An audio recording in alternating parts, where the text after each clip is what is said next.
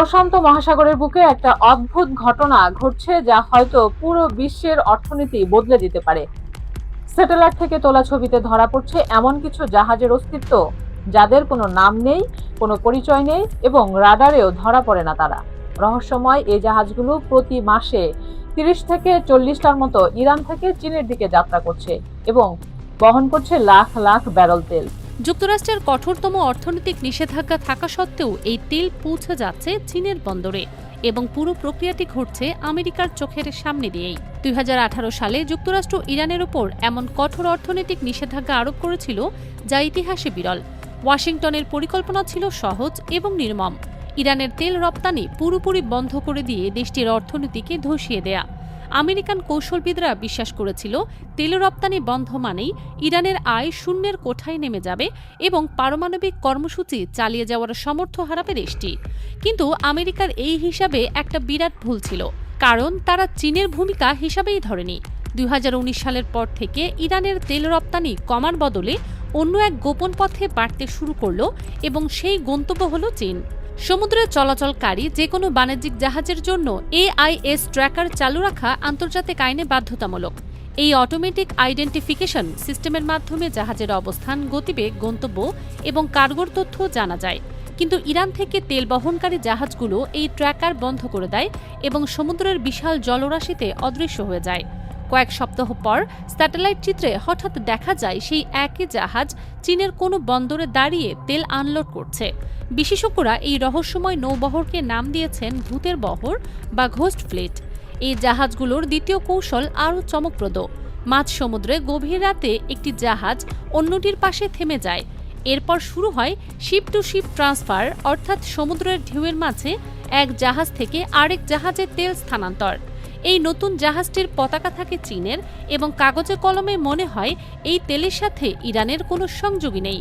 পুরো অপারেশনটি পরিচালিত হয় অন্ধকারে এবং রাডারের আড়ালে থেকে, আমেরিকার গোয়েন্দা চোখকে ফাঁকি দিয়ে।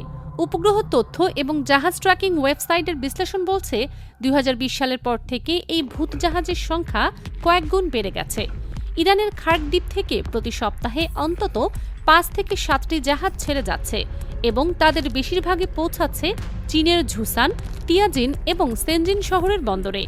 চীনা কোম্পানিগুলো ইরানের তেল কেনার জন্য সংযুক্ত আরব আমিরাত, ওমান এবং মালয়েশিয়ার ফ্রন্ট কোম্পানি খুলেছে। AIS ট্র্যাকার বন্ধ করে এবং জাহাজের নাম পতাকা পরিবর্তন করে আমেরিকার নজরদারি এড়ানো সম্ভব হচ্ছে। এমনকি বিশ্বের শীর্ষ গোয়েন্দা সংস্থাগুলো অনেক সময় এই ধোঁকায় পড়ে যাচ্ছে। 2023 থেকে 2025 সালের মধ্যে চীন ইরান থেকে গড়ে প্রতিদিনই 15 লাখ ব্যারেল তেল কিনেছে, যার বাজার মূল্য প্রায় $90 কোটি। এই বিশাল অঙ্কের অর্থ ইরানকে বাঁচিয়ে রেখেছে মার্কিন নিষেধাজ্ঞার মাঝেও। চলতি বছরের এপ্রিল মাসেই মোট 32টি তেলবাহী জাহাজ ইরান থেকে চীনের বন্দরে পৌঁছেছে।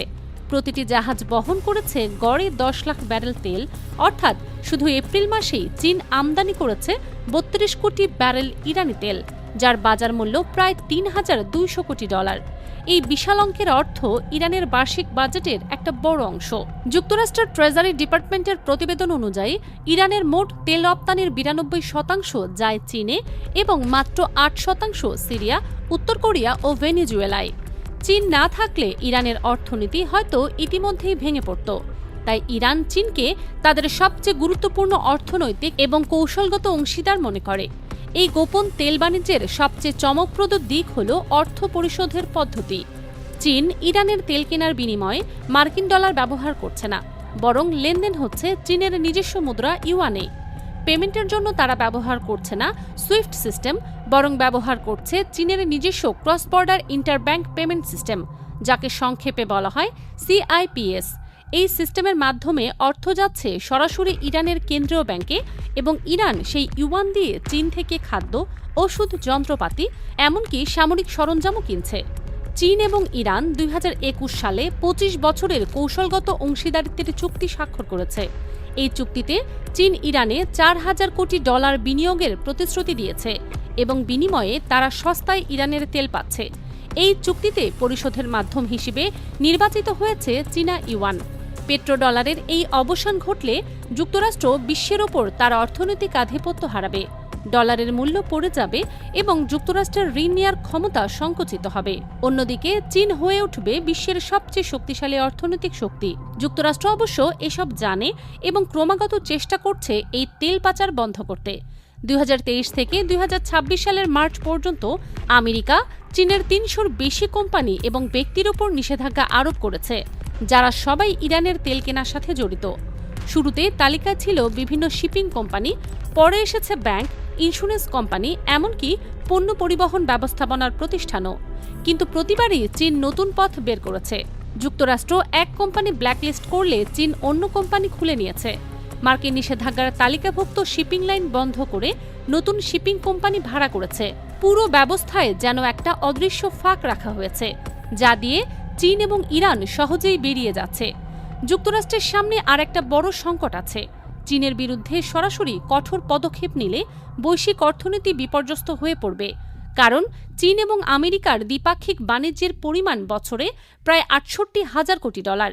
চীনের পণ্য ছাড়া আমেরিকার বাজার অচল হয়ে যাবে, দোকানের তাক খালি হবে এবং দাম বেড়ে যাবে আকাশচুম্বী। মুদ্রাস্ফীতি চরমে পৌঁছাবে। আর চীনের বিরুদ্ধে সরাসরি নৌসামরিক অভিযান তো কল্পনা করা যায় না, কারণ চীন পরমাণু শক্তিধর দেশ এবং এদের DF-21 এবং DF-6 হাইপারসনিক মিসাইল সমুদ্রে আমেরিকার যুদ্ধজাহাজ ধ্বংস করতে সক্ষম। হরমুজ প্রণালী পৃথিবীর সবচেয়ে গুরুত্বপূর্ণ সামুদ্রিক পথ। বিশ্বের মোট তেল সরবরাহের 20% যায় এই সংকীর্ণ প্রণালী দিয়ে। ইরান যদি হরমুজ বন্ধ করে দেয়, তাহলে তেলের দাম রাতারাতি দ্বিগুণ হয়ে যাবে। চীন চাইলে ইরানকে এই অস্ত্র ব্যবহারে উৎসাহিত করতে পারে, আবার চাইলে বিরত রাখতেও পারে। এটাই চীনের প্রকৃত ক্ষমতা। বাংলাদেশের ওপর এই সংকটের প্রভাব পড়ছে সরাসরি।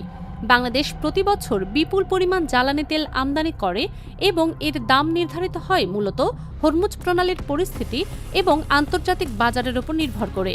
ইরান যুক্তরাষ্ট্র উত্তেজনা আরও বাড়লে এবং হরমুজের সংকট তৈরি হলে তেলের দাম বাড়বে। বাংলাদেশ তখন আরও বেশি মূল্য দিতে বাধ্য হবে, বিদ্যুৎ উৎপাদন কমবে এবং লোডশেডিং বাড়বে। সপ্তাহ দুয়েক আগে বাংলাদেশের জ্বালানি ও খনিজ সম্পদ বিভাগ জানিয়েছে, আগামী মাসগুলোতে জ্বালানি তেলের দাম আরও বাড়বে। হরমুজ প্রণালীতে উত্তেজনা থাকায় সৌদি আরব, কুয়েত এবং আমিরাত থেকে জাহাজ আসতে দেরি হচ্ছে। হরমুজ প্রণালীর বুকে গভীর রাতে যখন ঢেউ আছড়ে পড়ে, তখন মনে হয় সেই শব্দ যেন ডলারের কান্না। 50 বছর ধরে বিশ্বের বুকে একচ্ছত্র আধিপত্য ছিল ডলারের।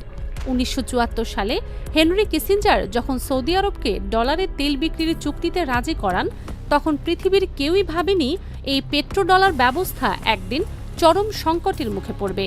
কিন্তু সব সাম্রাজ্যেরই পতন হয় এবং ডলারের সাম্রাজ্যের পতন শুরু হয়েছে একটা অদৃশ্য যুদ্ধে। নামহীন জাহাজ, পরিচয়হীন মালিক এবং অদৃশ্য কার্গো, যা রাডারে ধরা পড়ে না এবং স্যাটেলাইটও পুরোপুরি নজর রাখতে পারে না। চীন এবং ইরান মিলে এই ভূতের বহর চালাচ্ছে বছরের পর বছর এবং প্রতিদিন 15 লাখ ব্যারেল তেল পৌঁছে যাচ্ছে চীনের বন্দরে। তার বিনিময়ে ইরান পাচ্ছে ইউয়ান, ডলার নয়। কে জিতবে এই লড়াইয়ে, সেটাই এখন দেখার বিষয়।